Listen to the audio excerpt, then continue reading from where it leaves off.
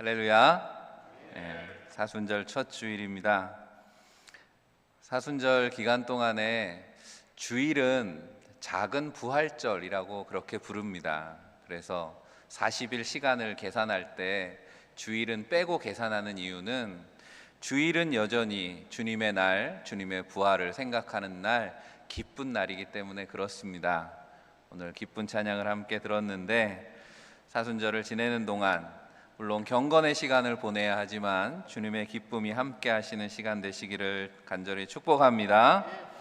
오늘 본문으로 거룩한 사귐의 시작이라는 제목으로 하나님의 말씀을 전합니다. 여러분들이 신약 성경의 처음에 4개의 복음서가 나옵니다. 마태, 마가, 누가, 요한. 그런데 마태, 마가, 누가 복음은 우리가 공관 복음이라고 부릅니다. 예수님의 생애와 교훈에 대해서 비슷한 관점을 가지고 기록해주고 있기 때문에 같은 관점을 가지고 기록했다 해서 공관복음. 그런데 요한복음만은 공관복음서들과 비교해서 내용도 많이 차이가 나고 또 다루는 주제도 좀 차이가 있어서 구별하기 위해서 4번째 복음이라고 제4복음이라고 그렇게 일컫기도 합니다. 오늘 우리가 읽은 요한일서 말씀도 요한복음을 기록한 사도 요한의 저작이죠. 요한일서도 마찬가지입니다. 신약의 복음서 외에 또 많은 서신들이 있습니다. 대부분의 서신이 이제 바울 서신이고 또 그 중에 요한의 서신들이 있는데 다른 서신들과 비교했을 때 대개 편지들이니까 앞부분에 누가 보냈고 누구에게 보내고 그리고 안부를 묻는 그런 인사말들이 서신의 시작에 있는데 요한일서는 특별히 소개나 인사말이 없이 그냥 본론으로 바로 이렇게 훅 들어갑니다. 그래서 오늘 우리가 읽지는 않았지만 앞에 3절 말씀을 보면 우리가 보고 들은 바를 너희에게 전함은 너희로 우리와 사귐이 있게 하려 함이니 우리의 사귐은 아버지와 그의 아들 예수 그리스도와 더불어 누림이라 라는 말씀을 합니다. 인사말은 아니지만 그래도 이 말씀을 왜 기록했는가라고 하면서 사귐을 위해서 기록했다 말씀합니다. 사귐이라고 하는 말 여러분들이 들어보셨을 헬라어죠. 코이노니아라고 하는 단어를 사용하고 있습니다. 그리고 그 사귐은 어떤 사귐이냐? 하나님 아버지와 예수 그리스도와 함께하는 사귐. 그래서 제가 오늘 말씀의 제목을 거룩한 사귐의 시작이라고 한 거죠. 요한일서 1장에 다시 보면 요한일서를 읽다 보면 요한복음의 말씀들이 떠오릅니다. 요한일서가 이렇게 시작하죠. 태초에 있는 생명의 말씀에 관하여는 우리가 들은 바요 눈으로 본 바요 자세히 보고 우리의 손으로 만진 바라. 이 말씀은 요한복음 1장 1절 말씀에 태초에 말씀이 계시니라 라는 말씀을 떠올리게 합니다. 오늘 우리가 5절부터 읽었는데요. 5절 말씀도 우리가 그에게서 듣고 너희에게 전하는 소식은 이것이니 곧 하나님은 빛이시라 라는 말씀도 요한복음 1장 9절에 참빛 곧 세상에 와서 각 사람에게 비추는 빛이 있었나니 이 말씀을 생각나게 하지요. 예수 그리스도에 대해서 생명의 말씀과 빛으로 소개하는 것에 있어서는 요한복음이나 요한일서나 같은 말씀을 하고 있습니다.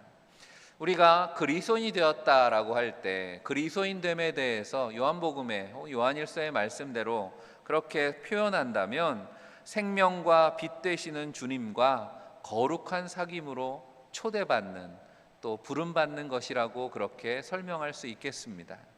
그리스도인이 되면 예수 그리스도와 거룩한 사귐으로 초대받는 것입니다. 사순절은 경건한 신앙에 집중함으로 그리스도를 깊이 사귀는 시간이라고 할 수 있겠습니다. 우리가 누군가를 사귄다 그럴 때 사귀는 건 어떻게 하는 거예요? 어느 정도 같은 시간을 일정한 시간을 함께 하게 되는 거잖아요. 내가 누구를 사귄다 그러면 친구든 연인이든 있다고 하면 다 그렇게 물어보는 겁니다. 얼마나 사귀었어? 이렇게 물어보죠. 여러분 그리스도를 얼마나 사귀셨습니까? 사순절을 칭하는 영어 단어가 렌트라고 하는데 렌트라고 하는 단어가 어원을 살펴보면 앵글로색스너의 이 길이를 기간을 의미하는 그런 단어입니다.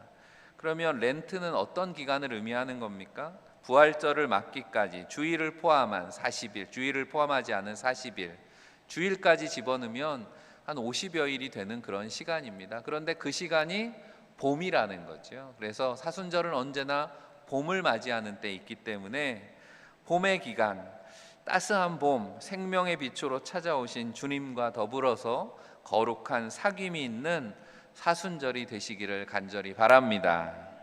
그래서 오늘 말씀의 제목에 있는 것처럼 거룩한 사귐에 대해서 먼저 생각해 봅니다. 사도 요한의 첫 번째 편지의 시작부터 거룩한 사귐이라고 하는 것을 강조하는 이유가 있습니다.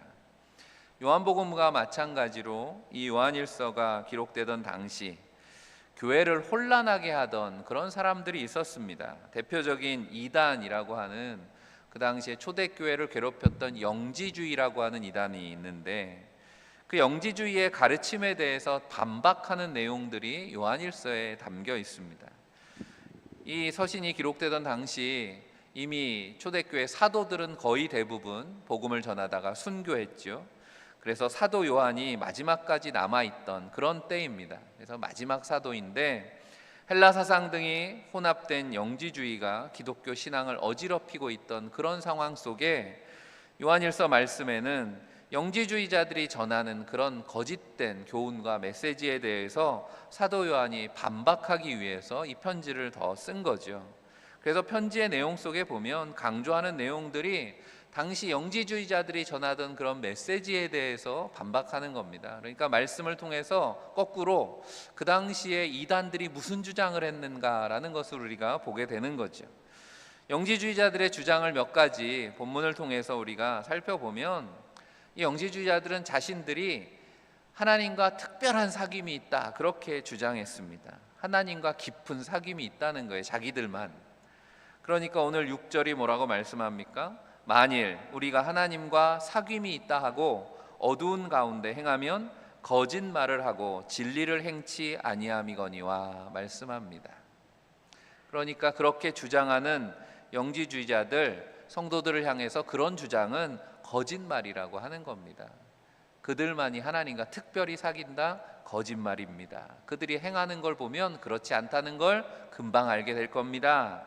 또 영지주의자들은 하나님과 특별한 사귐이 있으니 자기들은 죄가 없다, 이렇게 주장했습니다. 근데 오늘 8절은 뭐라고 말씀합니까?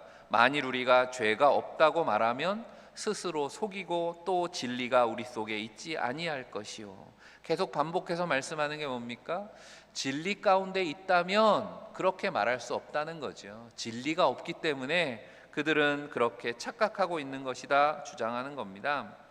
그래서 영지주의자들은 하나님과 특별한 사귐이 있고 자기들은 죄가 없고 그러니까 교만했다라고 하는 거죠. 영지라고 하는 말이 신령한 지식을 지녔다, 이렇게 주장하는 거기 때문에 자신들만 하나님을 안다는 거예요. 요즘에 이단들도 다 그렇잖아요. 자기들이 성경을 제대로 안다는 거예요. 교회는 모른다는 거예요. 우리한테 와야 하나님 말씀을 제대로 알 수 있다. 다 이단들은 어느 시대나 그렇게 주장한다는 거죠. 그런데 오늘 4절에 뭐라고 말씀합니까? 요한일서 2장 4절에 보면 그를 아노라 하고 그의 계명을 지키지 아니하는 자는 거짓말하는 자요 진리가 그 속에 있지 아니하되 말씀하고 있습니다. 예수님께서도 자신들만이 율법을 잘한다고, 그래서 율법을 배우려면 우리의 말을 들으라고 했던 바리새인들을 책망하셨다라고 하는 거죠. 그들이 겉만 번지르르 하지 그 속에는 죽은 시체가 들어있는 것과 똑같이 회칠한 무덤 같은 자들이라고 예수님께서 그들을 비난하셨던 이유도 바로 이 말씀과 똑같은 것.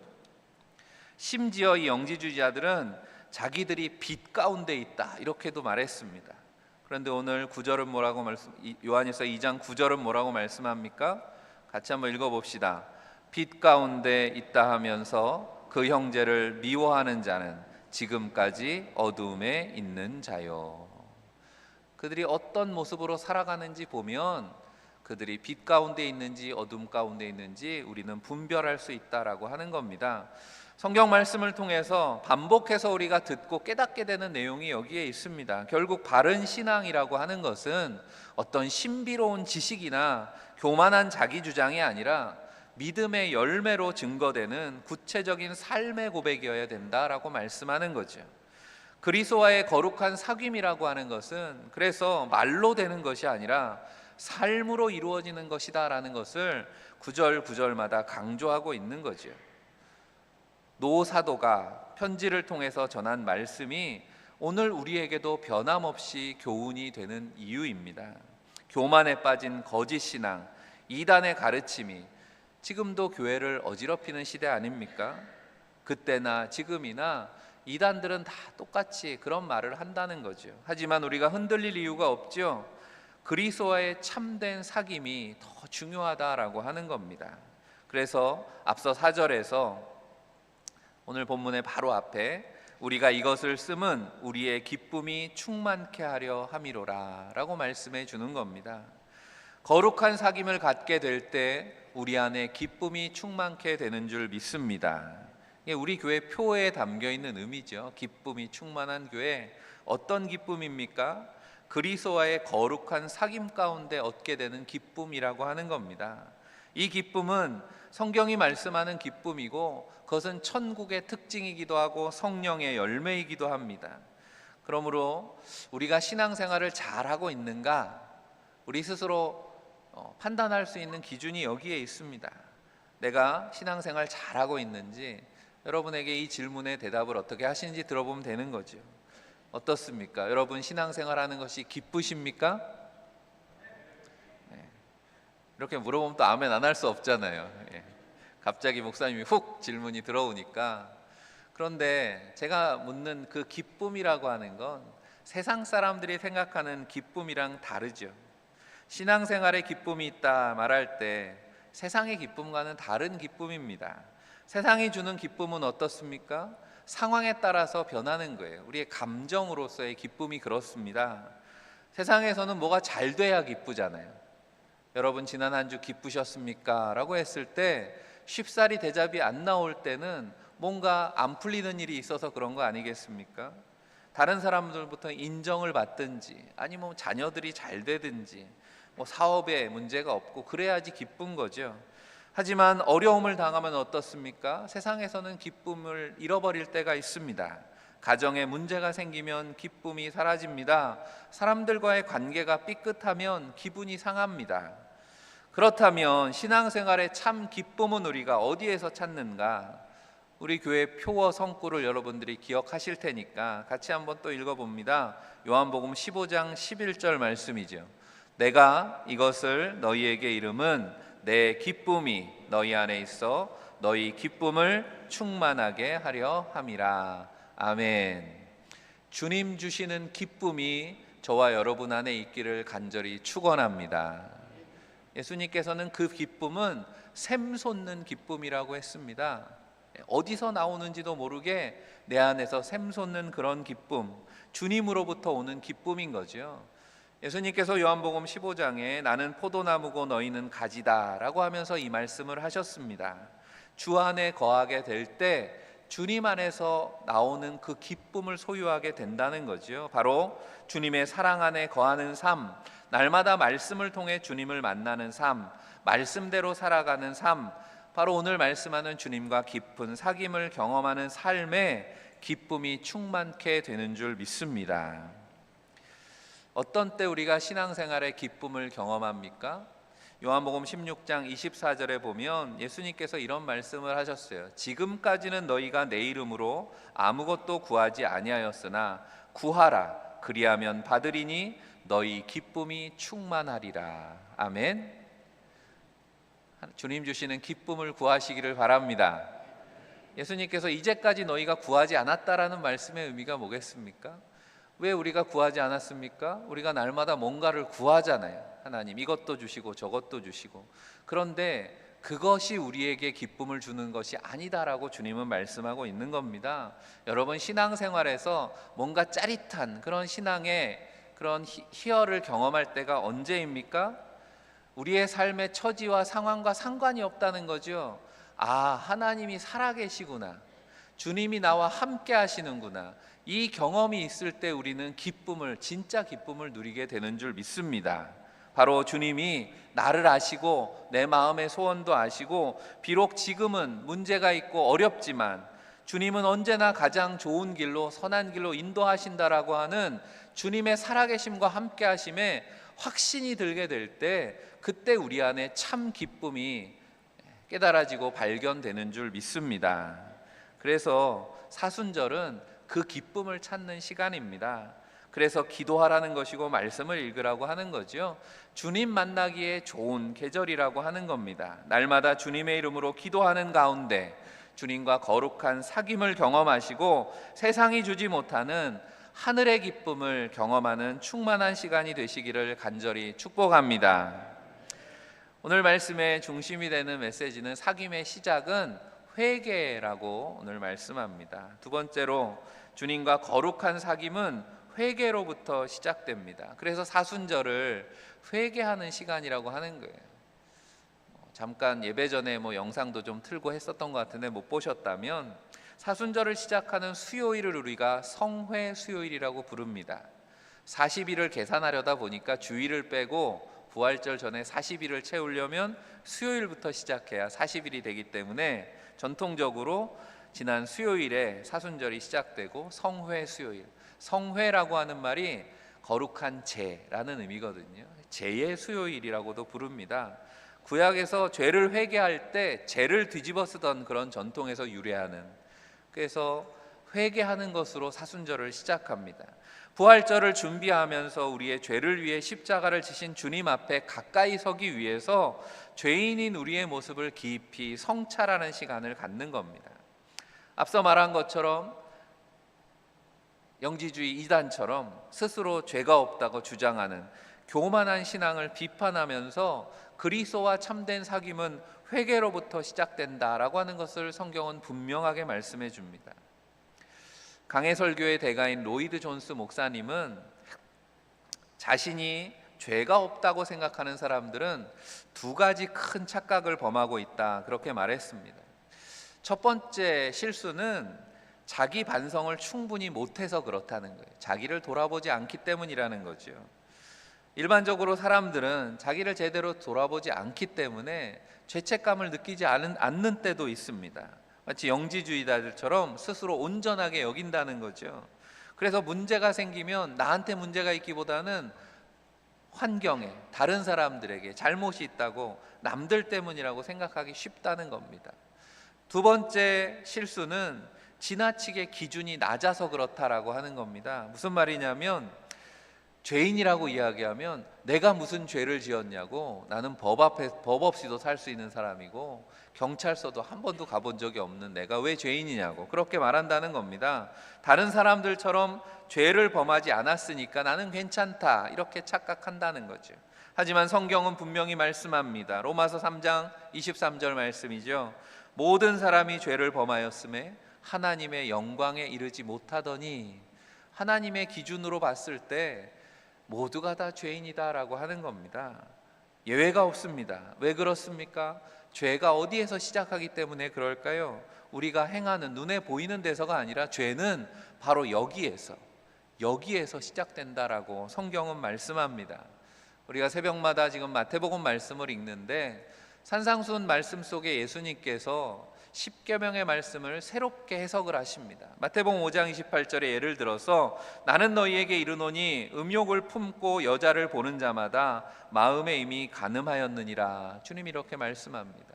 간음하지 말라 성경에 말씀했는데 간음이라고 하는 것이 육체적인 간음만 있는 게 아니라는 거죠. 예수님은 음욕을 품고 여자를 보는 사람이 마음에 이미 간음했다, 그러니 나는 죄가 없다고 말할 수 없다 말씀하시는 거죠.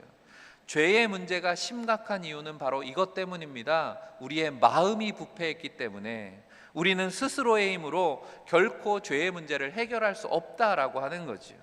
마음과 생각을 우리 힘으로 어쩌지 못하기 때문에 그렇습니다.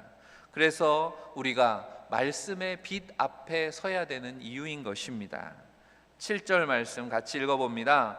그가 빛 가운데 계신 것 같이 우리도 빛 가운데 행하면 우리가 서로 사귐이 있고 그 아들 예수의 피가 우리를 모든 죄에서 깨끗하게 하실 것이요. 아멘.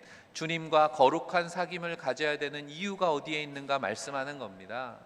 인생에서 좋은 친구를 사귀는 것이 얼마나 중요합니까? 정말 어두운 인생길에서 한 줄기 빛과 같은 그런 친구가 있다면 행복하겠죠. 바로 주님이 우리에게 그런 친구가 되시기 위해서 이 땅에 육신을 입고 찾아오신 줄 믿습니다. 우리가 어둠 속에 있으면 색깔을 알 수가 없잖아요. 빛이 있어야지 비로소 색을 알게 됩니다. 전에도 나태주 시인의 풀꽃이라는 시를 읽어드린 적이 있는데, 풀꽃 2에 이렇게 시작하죠. 이름을 알게 되면 이웃이 되고 색깔을 알게 되면 친구가 된다. 색깔을 알게 되면 친구가 된다라는 시인의 노래를 기억합니다. 우리는 말씀의 빛을 통해서 주님과 사귐을 갖게 됩니다. 말씀의 빛이 비칠 때 우리 안에 어떤 일이 일어나는가?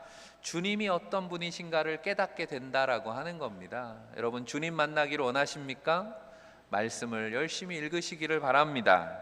우리가 빛이 투명하지만 프리즘을 통과하면 빨주노초파남보 색깔이 드러나는 것처럼 우리는 말씀이라고 하는 프리즘을 통해서 주님을 만나게 되는 겁니다. 주님의 다양한 성품을 만나게 되고 주님이 어떤 분이신가를 깨닫게 됩니다.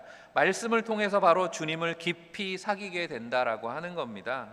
주님의 아름다운 컬러를 경험하는 복된 사순절이 다 되시기를 축복합니다. 주님이 빛으로 찾아오셨다라는 말씀은 주님이 임하시면 어둠이 사라지게 된다라고 하는 거죠. 빛은 어둠을 이깁니다. 빛으로 오신 주님은 죄로 어두운 세상을 이기셨습니다. 그래서 빛이신 주님과 사귀게 될 때, 우리가 주님을 더 깊이 알게 될 때 우리 안에 죄를 깨닫게 되고 회개하게 된다라는 겁니다. 그래서 회개를 위한 오늘 말씀하는 두 가지의 조건은 첫 번째로 죄를 깨닫는 것입니다. 빛이 비치면 어둠이 드러나는 것처럼 우리가 건강검진을 할 때 이것저것 검사를 받잖아요. 요즘엔 기술도 기계도 좋아져서 엑스레이만 아니라 MRI, CT 다양한 것들을 우리에게 비춥니다. 그러면 우리의 몸의 상태를 알게 되는 거죠. 나도 알지 못했던 몸의 문제와 질병들을 발견하게 됩니다. 마찬가지입니다. 말씀의 빛, 진리의 빛, 주님의 빛이 우리 안에 비치게 될 때 우리 안에 어둠이 드러난다라고 하는 거죠. 예수 그리스도의 완전하심과 하나님의 거룩하심에 비추어서 우리가 얼마나 죄인인가, 우리의 마음과 생각이 얼마나 죄로 물들어 있는가 깨닫게 된다라는 것입니다. 두 번째로, 그렇게 깨닫게 된 마음에 떠오르는 죄를 입으로 고백해야 된다 성경은 말씀합니다. 9절 말씀도 같이 읽어보겠습니다. 만일 우리가 우리의 죄를 자백하면 그는 미쁘시고 의로우사 우리 죄를 사하시며 우리를 모든 불의에서 깨끗하게 하실 것이요. 아멘. 신앙은 고백하는 것입니다. 우리가 매주 예배 드릴 때마다 신앙 고백이라고 하는 걸 하지 않습니까? 마음을 다해서 고백해 보시기를 바랍니다. 여러분, 누군가를 사귄다고 할 때도 고백부터 시작하는 거잖아요.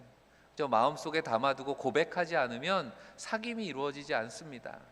우리는 죄인입니다. 주님 앞에 우리의 마음의 문제를 드러내게 될 때 빛으로 오신 주님은 우리의 죄를 깨닫게만 하시는 것이 아니라 우리의 고백을 들으시고 십자가 보혈로 우리를 덮으시고 용서해 주시는 줄 믿습니다. 주님의 용서가 주님과의 사랑의 교제의 시작이라고 하는 거죠.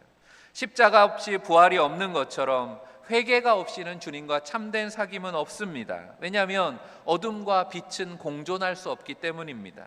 결국 그리스도인의 일평생은 그래서 회개의 여정이라고 할 수 있습니다. 날마다 주님과 동행하는 길은 주님 앞에 설 때마다 우리의 죄가 드러날 것이기 때문에 그렇습니다. 죄를 더 많이 짓기 때문이 아니라 십자가의 주님과 사귐이 깊어지면 깊어질수록 우리는 우리의 죄의 현실을 더 깊이 깨닫게 될 것이기 때문입니다. 사순절 날마다 말씀의 빛에 우리의 영혼을 비추어 회개함으로 그리스도 안에 거룩한 사귐이 시작되기를 간절히 축복합니다. 그 사귐은 이제 말씀과 한 걸음 더 들어가는 것으로 이어집니다. 마지막으로 말씀과 한 걸음 더라고 제목을 잡은 이유입니다. 회개를 통해서 거룩한 사귐을 시작한 하나님의 백성들의 모습을 담은 표현을 반복되는 본문의 구절 속에서 우리가 찾게 되는데, 8절에 보면 진리가 우리 속에, 10절에는 말씀이 우리 속에 이렇게 말씀합니다. 진리가 우리 속에, 말씀이 우리 속에.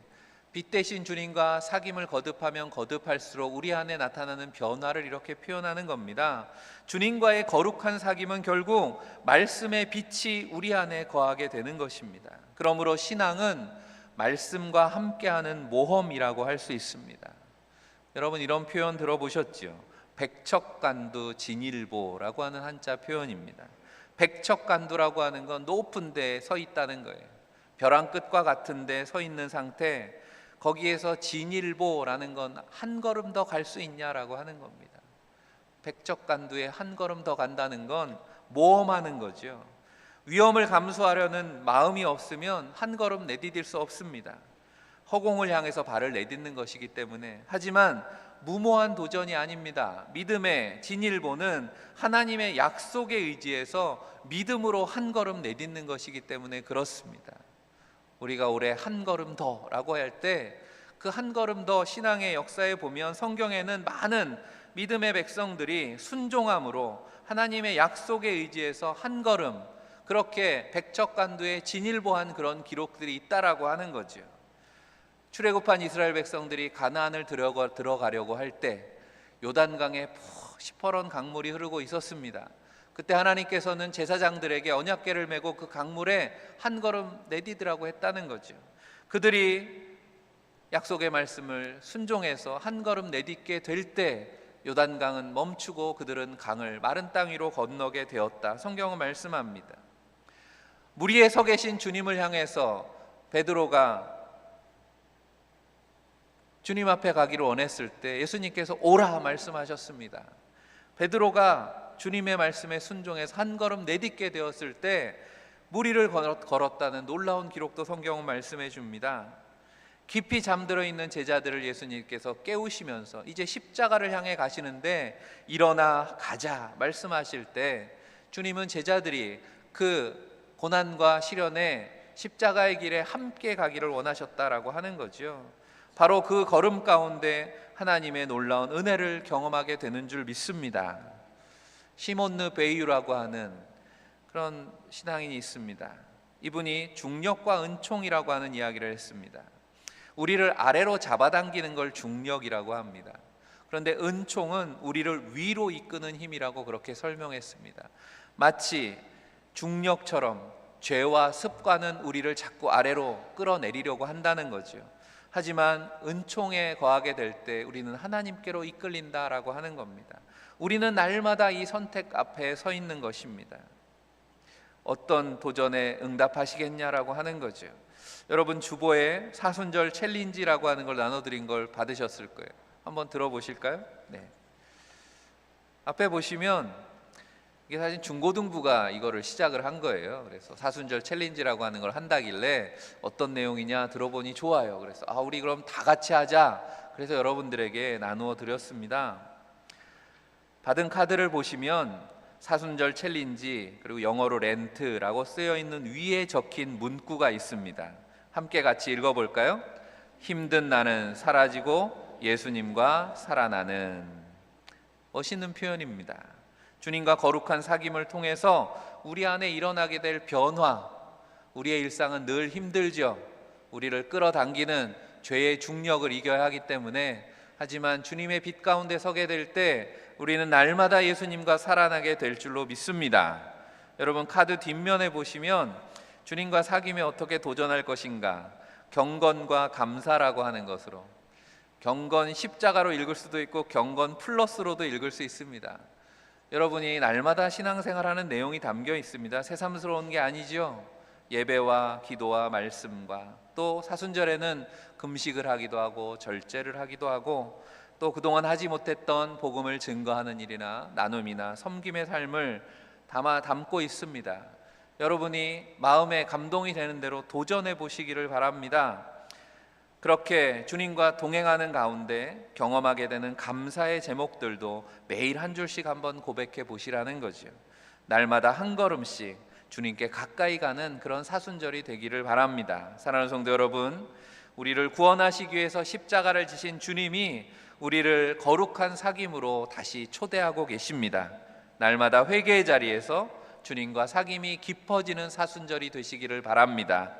무엇보다 말씀 안에서 한 걸음 더 주님과 동행하는 믿음의 모험을 통해서 놀라운 주님의 은혜를 경험하는 시간 되시기를 간절히 축원합니다. 기도하겠습니다. 사랑의 하나님, 새봄과 함께 찾아온 사순절 은혜의 시간을 주시니 감사합니다. 하지만 여전히 어리석고 교만하여 헛된 길에 방황하는 죄인들을 불쌍히 여겨 주옵소서. 성령 하나님, 죄로 얻은 우리의 마음을 비추시고 회개할 마음을 주옵소서. 날마다 빛으로 오신 주님과 사귐으로 생명의 소망 품기를 원합니다. 주신 말씀 품고 날마다 주님의 발자취를 따라 동행하는 사순절이 되게 하여 주옵소서. 우리에게 생명 주시기 위해 십자가를 지신 우리 주 예수 그리스도 이름 받들어 간절히 기도하옵나이다. 아멘.